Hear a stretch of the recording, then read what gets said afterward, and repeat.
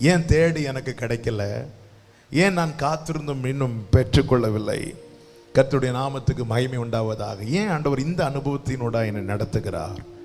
முதல்ல அந்த வசனத்தை வாசிங்க, ஒரு விசை கூட. 17வது வசனம். சிறுமையும் எளிமையுமானவர்கள் தண்ணீரை தேடி அது கிடையாமல் அவர்கள் நாவு தாகத்தால் வறளும் போது, அதை நான் இப்படி சொல்ல விரும்புகிறேன், தாகம் இப்பொழுது போக போக குறையவில்லை, தாகம் இப்பொழுது அதிகரிக்கிறது. எதிர்பார்ப்பை அதிகரிக்க பண்ணுகிறார். பொதுவாகவே காத்திருந்து காத்திருந்து எதிர்பார்த்த காரியங்கள் எல்லாம் இனி நடக்காதுன்னு வரும்போது நம்ம எதிர்பார்ப்பு குறைய ஆரம்பிக்கும். 6 நாள் காத்திருப்போம், குறைஞ்சு தேவ சமூகத்தில் வரும்போது ஏதாவது ஒரு வார்த்தையை கொண்டு போட்டு எதிர்பார்ப்பு என்ன செய்கிறார்? அதிகரிக்க பண்ணுகிறார். என்ன சவுண்டிங்?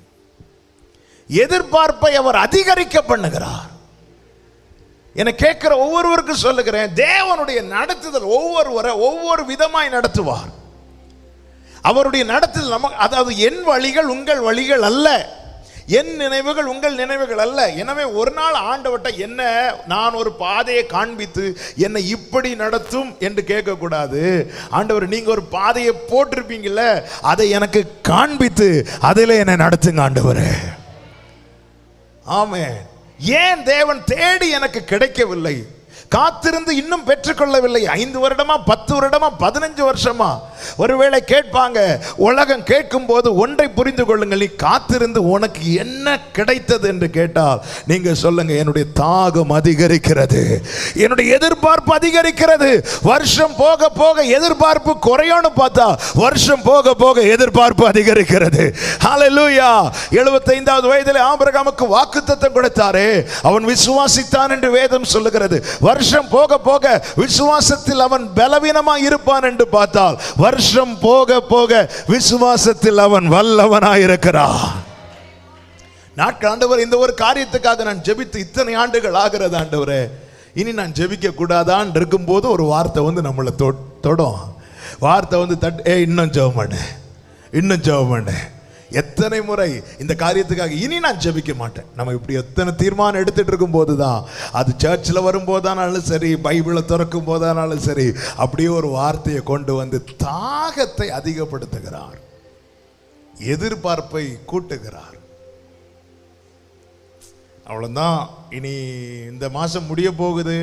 தேவன் இன்னும் கொஞ்ச காலத்துக்குள்ளே யாக்கோபை குறித்து, இஸ்ரவேலரை குறித்து செய்ய போகிற காரியம், சொல்லப்படும் சொன்ன காரியம் இன்னும் 2 நாள் இருக்கு. இந்த 20 நாள்ல 25, இன்னைக்கு 27 நாள்ல சொல்லப்படாதது இன்னொரு 3 நாள்லயே சொல்லப்பட போகுதுன்னு சொல்லி வந்து உட்காரும் போது ஒரு வார்த்தையை தூக்கி போட்டு எதிர்பார்ப்பை என்ன செய்கிறார்? அதிகரிக்கிறார். அந்த தீ மங்கும் போது அப்படி கொஞ்சம் அதுல எண்ணெய் ஊத்துனா என்ன ஆகுமா? அந்த தீ திரும்ப எரியுமா? மங்க எண்ணெயை ஊத்தி எண்ணெய் தீயை திரும்ப எரிய வைக்கிறது மாதிரி என்னுடைய விசுவாச வாழ்க்கை, என்னுடைய விசுவாச லெவல் குறைய, என்னுடைய எதிர்பார்ப்பு குறைய, எங்கிருந்தோ கர்த்தருடைய சத்தத்தை என் காதுகளில் கேட்க பண்ணி, இதுவரை நான் காத்திருக்கவில்லை, அவர் என்னை காத்திருக்க வைக்கிறார். நான் தேடவில்லை, அவர் என்னை தேட வைக்கிறார். நல்ல கரங்களை தட்டி ஆண்டவருக்கு மகிமை. உண்மை என்னவென்றால், நான் இவ்வளவு நாள் காத்திருந்தேன் என்று சொல்வதல்ல உண்மை, என்னை காத்திருக்க வைக்கிறார். ஆபிரகாமை காத்திருக்க வைத்தார், பரிசுத்தவான்களை காத்திருக்க வைத்தவர். ஆபிரகாமை போல நான் காத்திருந்தேன் என்று சொல்வதிலும் உண்மை என்ன தெரியுமா? என்னையும் காத்திருக்க வைக்கிறார். ஆபிரகாமை எப்படி காத்திருக்க வைத்தார்? வார்த்தையை கொடுத்து இனி என்ன தருவீர்? அப்போ எதிர்பார்ப்பு அங்க அவுட் ஆகுது. உடனே வார்த்தையை கொடுக்கிறார், கூடாரத்தை விட்டு வெளியே வா. நீ எவ்வளவு நேரம் தான் அந்த நீ போட்ட எல்லையை பார்க்காத, நான் போட்ட எல்லையை பாரு, வந்து வானத்தை பாருன்றார், நட்சத்திரத்தை பாரு. உடனே அவன் இன்னும் காத்திருக்கிறான். ஆபிரகாம் காத்திருந்தான் என்பதில் உண்மை, அவனை தேவன் காத்திருக்க வைத்தார். அந்த எதிர்பார்ப்பு என்கிற தீபத்தை அணைய விடாதபடிக்கு எரிய வச்சு கொண்டே இருந்தார். ஆமீன். எனக்கு கேட்கிற ஒவ்வொருவருக்கும் சொல்லுகிறேன், ஒருவேளை நீங்க தொய்ந்து போய் இன்னைக்கு வந்திருக்கலாம், இனி இது எனக்கு கிடைக்கவே கிடைக்காது, இனி எனக்கு இது நடக்கவே நடக்காதுன்னு எத்தனை முறை வந்திருக்கும் போது அப்படி இந்த வார்த்தை என்கிற எண்ணெயை அந்த தீபத்தின் மேல ஊற்றி அந்த எது காத்திருக்கிறதல் என்கிற தீ அணையாதபடிக்கு ஆமென் தேவன் தான் உங்களை காத்திருக்க வைப்பாரானால் இதனுடைய முடிவு மகிமையா இருக்கும், இதனுடைய முடிவு ஆசீர்வாதமா இருக்கும். ஆமென் சொல்றவங்க நல்ல கரங்களை தட்டி ஹalleluya.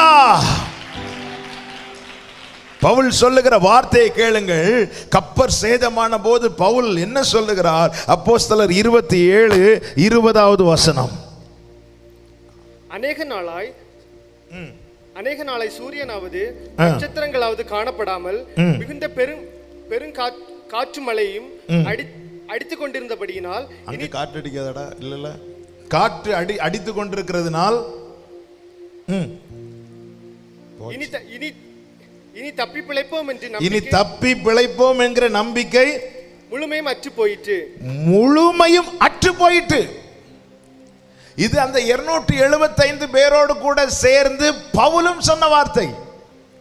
இனி தப்பி பிழைப்போம் என்கிற நம்பிக்கை முழுமையும் அற்று போயிட்டு. அப்ப அங்க நம்பிக்கை அற்று போன இடத்துல என்ன நடக்குது? ஒரு தூதன் இரவிலே வந்து என்ன சொல்லுகிறார் பாருங்கள். 23வது வசனம்.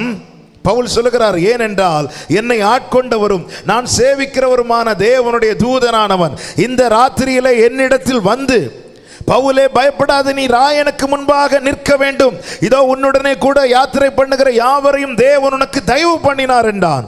ஆனபடியால் மனுஷரே திடமாயிருங்கள், திடமனதாயிருங்கள், எனக்கு சொல்லப்பட்ட பிரகாரமாகவே நடக்கும் என்று தேவனிடத்தில் நம்பிக்கையாயிருக்கிறேன். நம்பிக்கை அற்று போச்சு. நம்பிக்கை எப்படி அற்று போச்சு? முழுமையும் அற்று போச்சு. அந்த இடத்துல ஆண்டவர் என்ன செய்கிறார்? உடனே தூதனை கொண்டு வந்து ஒரு வார்த்தை, நீ பயப்படாத, நீ நிப்ப, வார்த்தையை வந்து அனுப்புகிறான். எத்தனை முறை கடந்து வந்த பாதையை திரும்பி பாருங்க. நம்ம எல்லாம் அந்த ஆதியில கொண்டிருந்த விசுவாசத்தை அப்படியே இறுக பிடித்து கொண்டு தான் வரோமான்னு கேட்டால் நிச்சயமா இல்லை. ஆபிரகாமுடைய விசுவாசம் தொய்ந்து போனது, பவுலுடைய விசுவாசம் முழுவதும் அற்று போனது, எல்லாருடைய நம்பிக்கையும் அற்று போச்சு. ஆனா அந்த இடத்துல எல்லாம் திரும்ப திரும்ப அந்த தாகத்தை, அந்த எதிர்பார்ப்பை, அந்த விசுவாசத்தை வர்த்திக்க பண்ணினது என்ன? கர்த்தருடைய வார்த்தை. ஏன் ஆண்டவரை தேடி கிடைக்காம போக பண்ணுகிறீர் என்று கேட்டால், ஆமா, நீ உன்னுடைய எதிர்பார்ப்புடைய லெவலை ஆண்டவர் அதிகரிக்க வைக்கிறார். எதிர்பார்ப்பினுடைய அளவை ஆண்டவர் அதிகரிக்க வைக்கிறார். எதிர்பார்ப்பினுடைய அளவு அதிகரிக்க அதிகரிக்க அதிகரிக்கிற அதிகரிக்க என்ன ஆகும் தெரியுமா? பெற்றுக்கொள்ளுகிற காரியம் பெரிதா இருக்கும். விசுவாசத்தோட ஆமென் சொல்லுங்க பார்க்கலாம். நான் இந்த வார்த்தையை ரிப்பீட் பண்ணுகிறேன். ஏன் ஆண்டவரே எதிர்பார்ப்பை அதிகரிக்க வைக்கிறீங்கன்னு கேட்டா, எதிர்பார்ப்பின் அளவு அதிகரிக்க அதிகரிக்க அதிகரிக்க பெற்றுக்கொள்ளுகிற காரியங்கள் பெரிதா இருக்கும். ஆமென். பைபிள்ல காத்திருந்து பெற்றுக்கொண்ட காரியங்கள் எல்லாம் பார்த்தீங்கன்னா தெரியும், எதுவுமே சாதாரணமானதை தேவன் கொடுக்கவில்லை. காத்திருக்கிறவர்களுக்கு தேவன் சாதாரணமானதை கொடுக்க மாட்டார். சாதாரணமானவைகளை கொடுக்க தேவன் காத்திருக்க வைக்கவும் மாட்டார். காத்திருக்கிறவர்களுக்கு தேவன் சாதாரணமானவைகளை கொடுக்க மாட்டார். சாதாரணமானவைகளை கொடுக்க தேவன் காத்திருக்க வைக்கவும் மாட்டார். ஆமென். என்னை தேவன் காத்திருக்க வைக்கிறார் என்றால் எனக்கு சந்தோஷம். என்ன சந்தோஷம்? நான் சாதாரணமானதை அல்ல, மேலானதை பெற்றுக்கொள்ள போகிறேன், மகிமையானவைகளை பெற்றுக்கொள்ள போகிறேன். நல்ல கரங்களை தட்டி